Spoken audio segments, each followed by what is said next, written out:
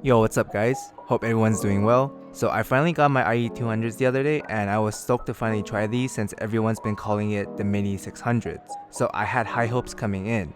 But I should have kept my expectations low because these are very disappointing for the price they're charging, which is $150. I'll just give you guys the rank right now. C+, not recommended, dead on arrival. There are just so many better sets for way cheaper nowadays, and I enjoyed the IE600 and I gave it an A even though the treble was too much for me.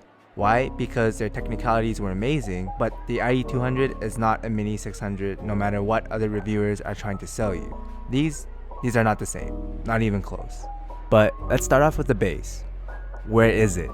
Compared to the textured bass of the IE600, the 200 lacks the impact, slam, note weight, detail, and just feels more like a BA even though it's a dynamic driver. It's soft, pushed back, bland, boring, making it very vanilla, and this is with the vent blocked, which increases the bass. Even the Ola, which is literally dead neutral and has no bass boost, feels more textured.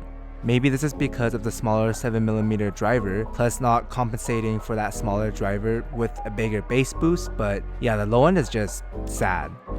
I mean, the speed is good and it has good separation, but it's so uneventful. I just wish there was more bass, and it's not even comparable to the IE600 and gets outdone by cheaper sets like the Wanar, Cadenza, Hola in terms of texture and impact.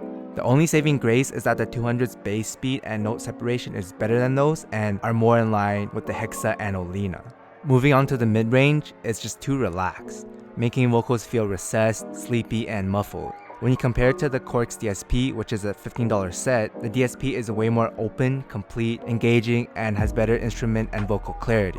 Extension on notes feel complete and I can hear more air and micro details in the voices, whereas vocals feel congested and instruments feel too far back, giving the mid-range a soft, low-res feeling on the IE200. But the 200 does still have a good bite because of its great treble extension, which is its saving grace. The treble is nicely extended like the OG Olina, but overall feels less fatiguing because of the IE200's more recessed 1 to 6K region. Cymbal crashes are very clean, clear, and crispy with perfect decay without overstaying its welcome. Treble timbre is also very natural and notes feel extended and complete with a good sense of air. Dynamics-wise, the IE200's treble is smooth without any uneven escalations or dips, similar with the rest of its tuning because it's very good in terms of overall dynamics similar to the Korg's DSP and Ola, but I don't think that's enough given its overall package and price tag.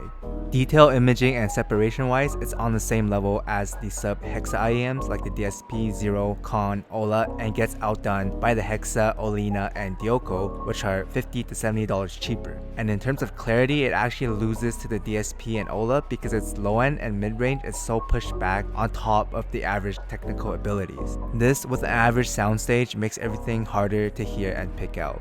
The IE200 should not be anything more than $80. At $80, it gets outdone by the Hexa in terms of both tuning and tech, aside from treble because the treble is actually pretty good. But if I want a great treble extension, the Olina and Dioko is right there at $100 with better detail, clarity, imaging, and soundstage all for $50 cheaper, especially the Olina with its 3D special sauce. Then at $43, you have the Ola bass, which not only has a more texture and impactful low end, but also a much better mid-range along with smooth dynamics as well. The only advantage the IE200 has is in its treble, since none of the other cheaper IEMs has the extension along with the dynamics. Now I did try it with EQ.